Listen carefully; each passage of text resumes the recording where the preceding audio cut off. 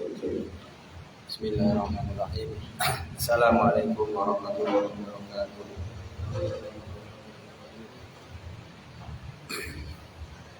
Kita awali hamdalah kana qala alhamdulillahirabbil alamin la haula wala quwwata illa billahil aliyyil azim.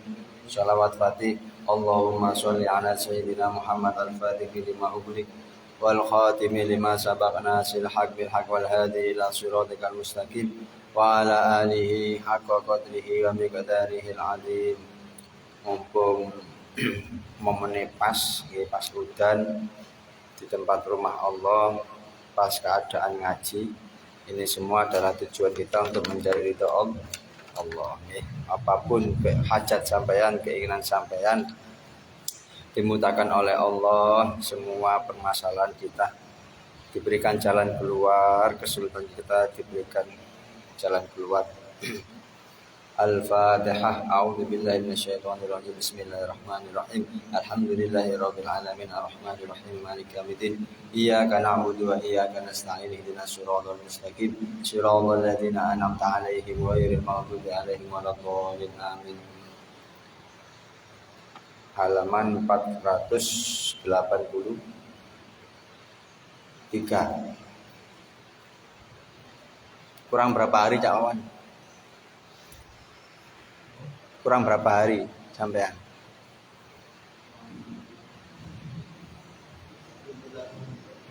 Oh gak kroso moro-moro rabi. Kok moro-moro rabi?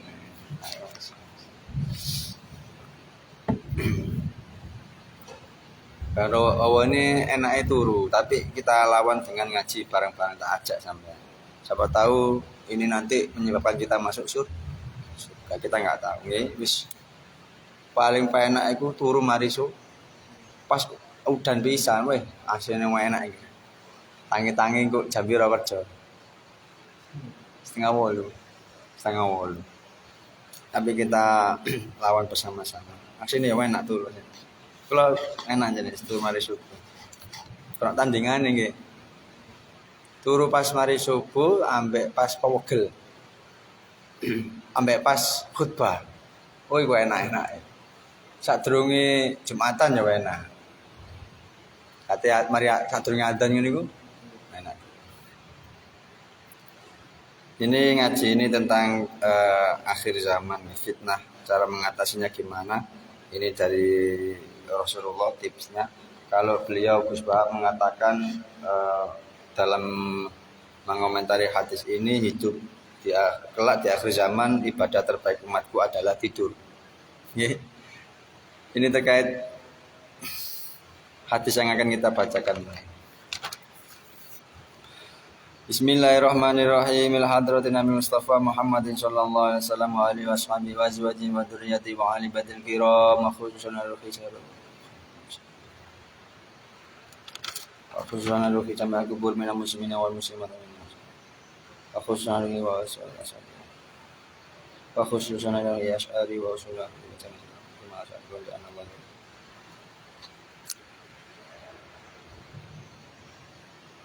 Al-Fatihah.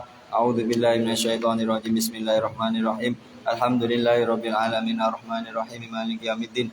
Iyyaka na'budu wa iyyaka nasta'in. Ihdinas siratal mustaqim. Shiratal ladzina an'amta 'alaihim ghairil maghdubi 'alaihim waladdallin.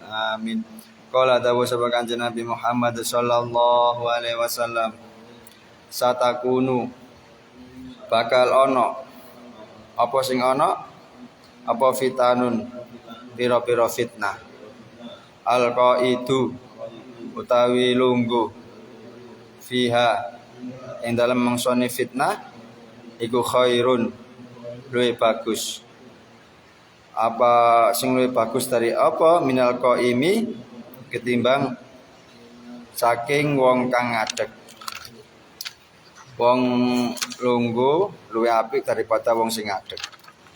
Wal qaimu utawi wong kang ngadeg fiha ing dalam zaman fitnah iku khairun, luwih bagus. Minal masyi, ketimbang saking wong kang mlaku. Wong sing ngadeg luwih apik daripada wong sing mlaku.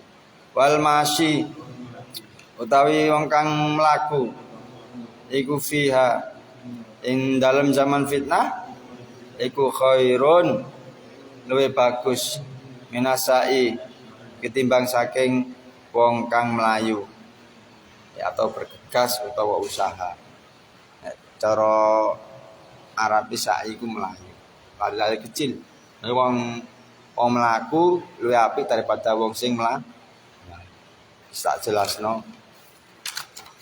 Sampeyan catet nang buku ben gak salah paham.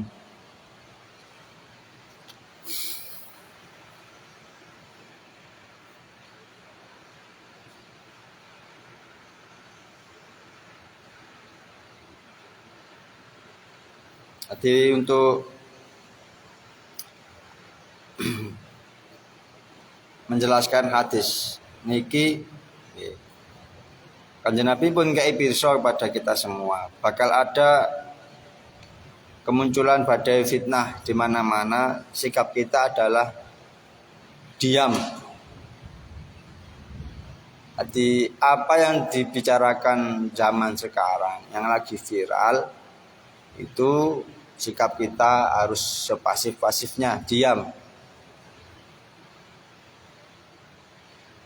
Wis kita makan, ngombe, kerja, nek ngenteni mati, ibadah wis menutuk ae wis. Itu lebih baik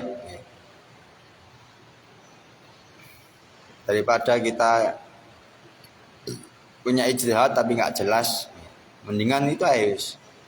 Salat, ibadah, ngaji, mangan, turu.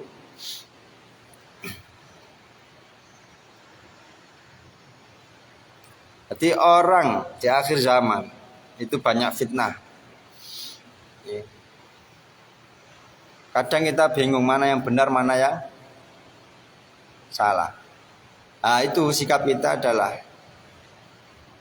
man tasarrafa la tasrifa.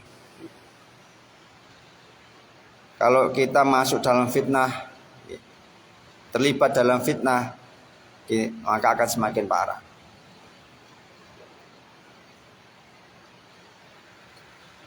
Mulanya para ulama menganjurkan, guru-guru saya juga menganjurkan kalau di akhir zaman ada fitnah, kita ambil sikap sepasif-pasif, diam,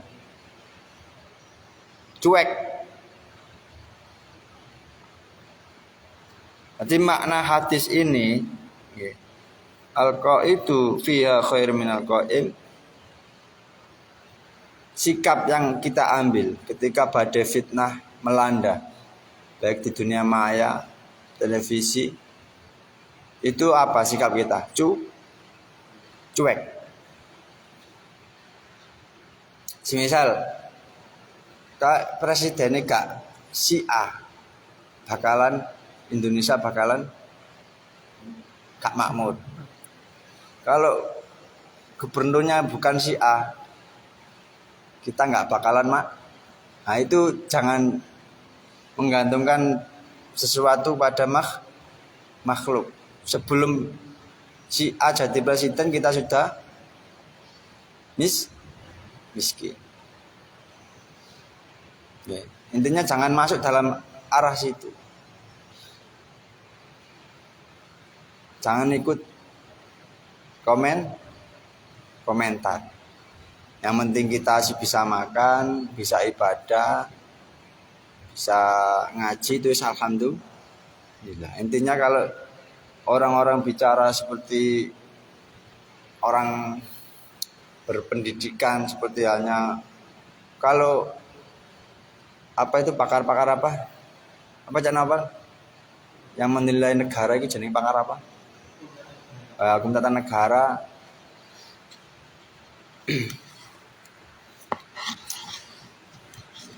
Itu jangan ikut-ikut ya.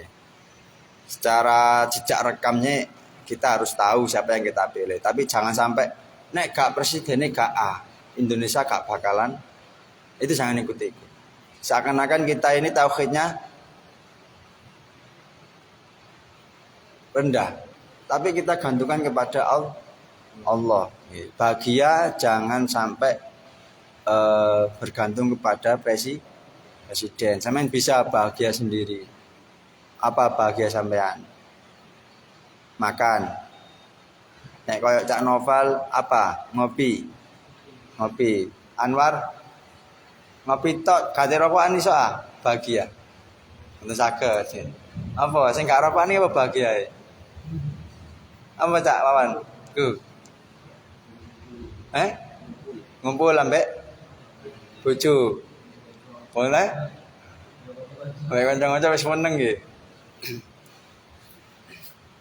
Saya sering ditanyai, terus gimana ini pemerintah sekarang? Tak nikmati ya, karena itu tadi ayatnya sudah jelas ya ayyuhalladzina amanu ittaqullah atiullah wa atiur rasul wa ulil nggih iku dalil Al-Qur'an iki.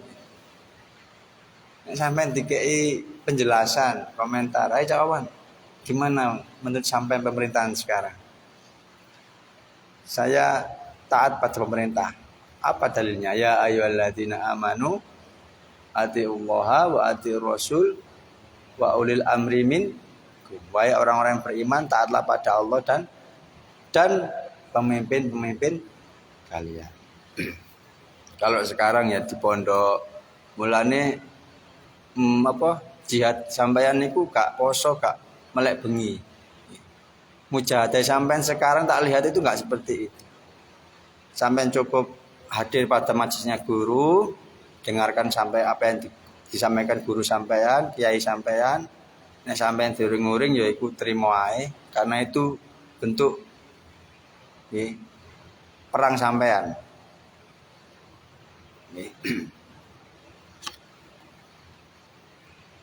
Mujahadah sampean nang kono mang diseneni guru. Trimo ae nggih. Meskipun sing di nyeneni mang gak sesuai apa yang diseneni. Nggih, ya kawan nggih. Nggih. Mujahadah sampean saiki kabeh santri nang kene. Tak sawang-sawang iku mang. Cukup sampean sabar apa sing dikendikani ya.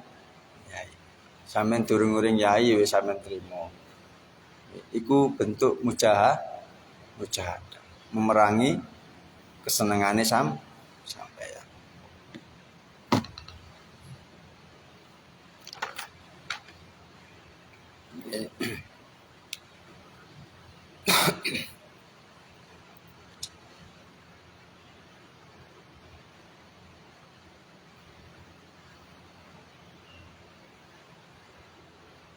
Mulane saya lebih suka orang-orang yang cangkruk ngopi, main game, bahas sing gak jelas, luwe penak daripada sing bahas orang-orang yang gak jelas, mending bahas sing gak jelas. Nggih paham nggih? Ada kan suatu perkumpulan itu yang selalu membahas pemerintah. Lebih baik sampean ngopi ae wis ngopi, bahas masa depan. Piye iki pengen rabi, piye carane rabi iki, piye carane golek wong wedok sing salehah, seperti itu. Piye carane urip iki mlaku ben diridani, ya enak-enak seperti itu daripada bahas pemerintahan.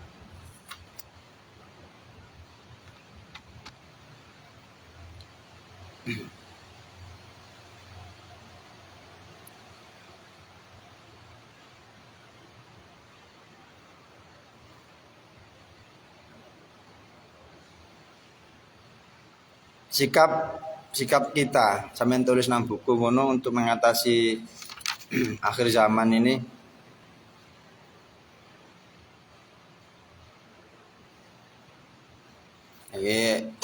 Menurut Habib Abu Bakar Al-Adni Al-Masyhur, ada 3 cara menghadapi dahsyatnya fitnah akhir zaman. Kita kalau enggak dari para habaib, para ulama, para kiai, dari siapa? Tuntunan kita. Ya, ada 3 cara menghadapi dahsyatnya fitnah akhir zaman. Menurut Habib Abu Bakar Al-Adni. Wandeng wong, Masya Allah.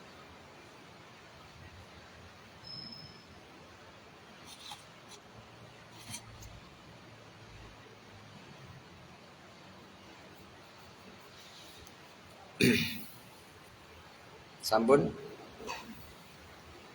Habib sinten? Al-Adni. Ada itu. Nanti saya mencari di Instagram.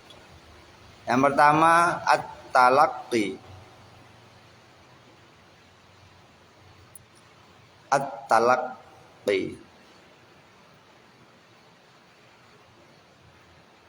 Belajar artinya at-talaqqi niku dijelaskan oleh beliau Habib Abu Bakar Al-Adni, belajar dengan seseorang guru yang mempunyai sanad. Sanad itu seperti halnya rantai ilmu. Dan sanad ini harus jelas keilmuannya sampai tersambung kepada baginda Rasulullah Sallallahu Alaihi Wasallam.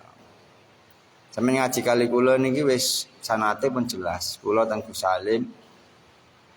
Salim mondok teng Lirboyo, wis Pak Abdul Karim mondok teng Mbah Khalil, udah jelas itu. Mbah Khalil mondok nang Syekh Mahfud Termas sampai guru-guru ini sampai Rasulullah. Saya pernah nulis itu mantaratai guru dari Mbah Hasim. Saya pernah nulis itu. Nanti saya bacakanlah kapan-kapan. Kalau saya lupa ingatkan. Biar kita tahu siapa guru-guru kita. Nih, apa itu atalaki? Belajar dengan seorang guru yang mempunyai sanad. Apa itu sanad? Bersambung. Dan harus jelas sanad ini sampai Rasul. Nanti jangan sampai berguru pada orang yang tidak mempunyai sanad. Yaitu mata rantai. Seperti halnya kalau gerbong itu kan pasti nyambung ke gerbong depannya. Sampai lokomotif. Mene sampean duwe guru, duwe murid ya wis jelas sanad sampean. Intinya jangan sampai berguru pada orang yang tidak mempunyai sanad. Penting sanadnya. Karena akhir zaman sekarang ini banyak orang yang menjadikan guru yang tidak mempunyai sanad. Itu akhirnya fitnah di mana? Kenapa kita harus butuh guru? Biar apa yang kita peroleh itu ada penguatnya. Yang nomor 2 at-taraqi.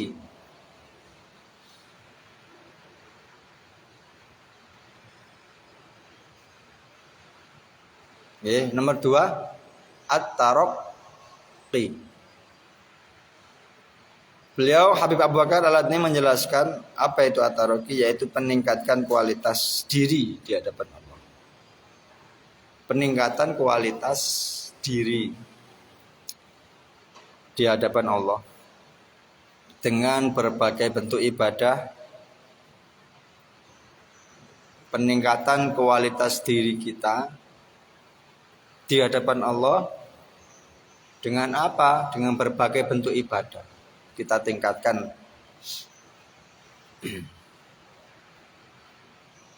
Bahkan beliau mengatakan membaca sholawat kepada Nabi Muhammad SAW sebaiknya kita perbanyak.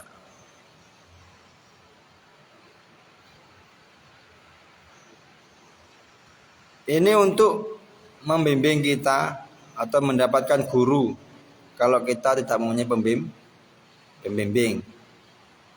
Karena sholawat adalah guru ketika seseorang tidak memiliki guru. Jadi sampean kok ingin mendapatkan ilham, ingin mempelajari agama, maka syaratnya kalau nggak punya guru memperbanyak sholawat. Karena sholawat akan dibimbing langsung oleh baginda Nabi Muhammad SAW.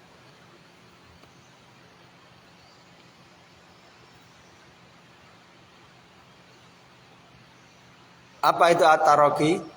peningkatan kualitas diri di hadapan dengan berbagai bentuk ibadah.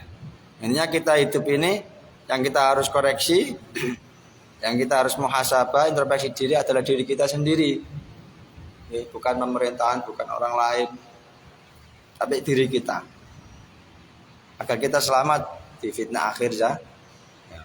Dan beliau mengatakan bagi orang yang tidak mempunyai guru, sebaiknya sholawat itu diperbanyak, karena itu bisa dijadikan pembimbing bagi orang yang tidak memiliki guru. Yang terakhir, at-tawaqqi.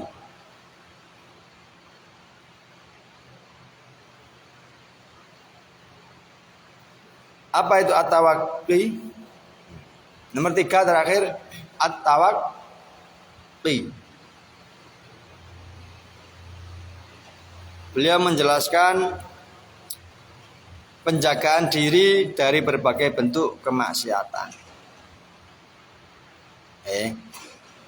Al-Habib Abu Bakar Adni menjelaskan tentang at-tawaqqi, yaitu penjagaan diri dari berbagai bentuk kemaksiatan.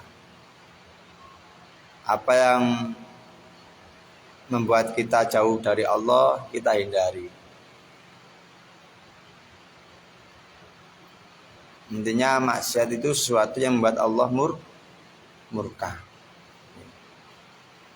Dan itu harus kita jaga. Kalau semisal kita terjerumus dalam maksiat, yang Allah inginkan adalah, kalau kita sudah terjerumus, sudah wis kadung lah dalam maksiat, yang Allah inginkan adalah istighfar. Jangan sampai sampean masuk pada lubang yang sama dua kali. Usaha setan niku nggih, sampean nek wis terjerumus dalam dosa, wis kadung, yes, gak kuat ambek iman lah. Imannya kalah ambek nafsu. Yang Allah inginkan adalah sampean istighfar. Kok gini sampean nanti ya, ketika sampean mau istighfar, percuma kon ku istighfar. Iku nafsu sing ngomong. Kok bakale nglakoni. Ojo percaya mbek pisuwono nafsu. Ojo ngono su. Aku wis kadung nglakoni salah, wis maksiat, wis dosa, tak istighfar. Wis sampean pokoke langkah ke depan sampean tobat istighfar. Engko nek wis lho wis kok nglakoni maneh ngono. Waduh, istighfar maneh. Intinya jangan sampai sampean percaya pada setan bahwa istighfar sampean sia. Intinya jangan sampai bosan istighfar atau tobat, mohon ampun. Tapi terus istighfar meskipun berdosa berkali-kali sampai sampean bosan maksiat.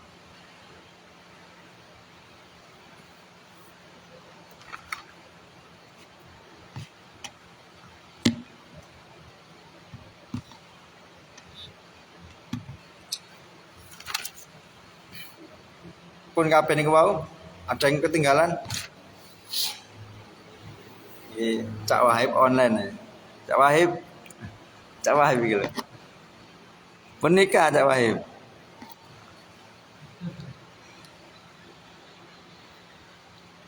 Apa celukane Cak Wahib nang kene? Celukane. Celukane nang kene apa? Mbah sapa ya? Oh, Mbah Wahib, Pak. Mbah Wahib. Ada yang belum jelas? Kalau belum jelas ditanyakan. Kalau sudah presentasi. Intinya saya membahas hadis ini loh ya. Beliau Rasulullah kan mengatakan akan ada banyak badai fitnah melanda kaum akhir zaman. Intinya al-qaidu fiha khair minal qaim wal qaimu fiha khair minal masyi wal masyi fiha khair minal sya'i. Poinnya itu kita disuruh Rasulullah cuek menghadapi fitnah. Nggih paham nggih? Di garis cara digawe judul ngono nek makalah nggih cak napa nggih? Apa judulnya iki? Nek cara gawe judul ngono. Kalau kita membuat makalah hadis ini. Perspektif ngono. Nggih cak napa nggih? Perspektif agama dalam menanggapi fitnah akhir zaman. Kesimpulannya napa cak sawan? Cak napa? Kan judulnya ngono, perspektif hukum Islam atau agama mengenai fitnah akhir zaman. Kan ada pendahuluan latar belakang kok kesimpulannya apa? Diam, yang ngono lho. Arti cara biyen nek gawe makalah iku wis pikirane wis langsung kesimpulan. Soalnya kok sing dipresentasikan nggih akar masalah latar masalah ambek kesimpulan itu tok wis. Latar belakang pendahuluan nggak dibaca kan? Kalau kita presentasi loh, enggak kan ya? Akar masalah sama kesimpulan. Jadi kalau masalah sekarang fitnah di mana-mana, kesimpulannya jawabannya adalah diam sediam-diamnya, enggak ikut komentar. Terus apa yang kita kerjakan agar kita selamat di akhir? Yaitu tadi, 3 tadi. Okay. Nanti saya akan membacakan tentang kalau menurut Habib Umar lebih banyak lagi, ada 7. Ini beliau pesan untuk masyarakat Indonesia. Pesan khusus dari Habib Umar untuk masyarakat Indonesia dalam menanggapi fitnah akhir zaman atau yang terjadi di tanah air sekarang. Itu yang lagi ngetren itu hanya itu. Intinya jangan ikut-ikut. Yang penting kita bagaimana diri ini menjadi hamba-hamba yang mendapatkan ridho dari Allah. Ini nanti akan saya jelaskan nih. 7 poin penting dari arahan Habib Umar untuk masyarakat Indonesia yang terjadi di tanah air sekarang. Ini jam 6:10 presentasi pas iki 6:30. Pun intinya saya berharap pada santri Al-Asy'ari apapun fitnah melanda, sikap kita adalah cuek. Mulane Gus Bahak mengatakan menghadapi fitnah akhir zaman yaitu dengan tidur. Orang tidur lebih baik daripada orang yang ikut masuk dalam fitnah. Maksudnya seperti itu ya. Intinya jangan sampai kita masuk dalam lingkaran fitnah. Mending sampean ngopi, mangan, turu, sholat, jamaah, ngaji, wis iku ae.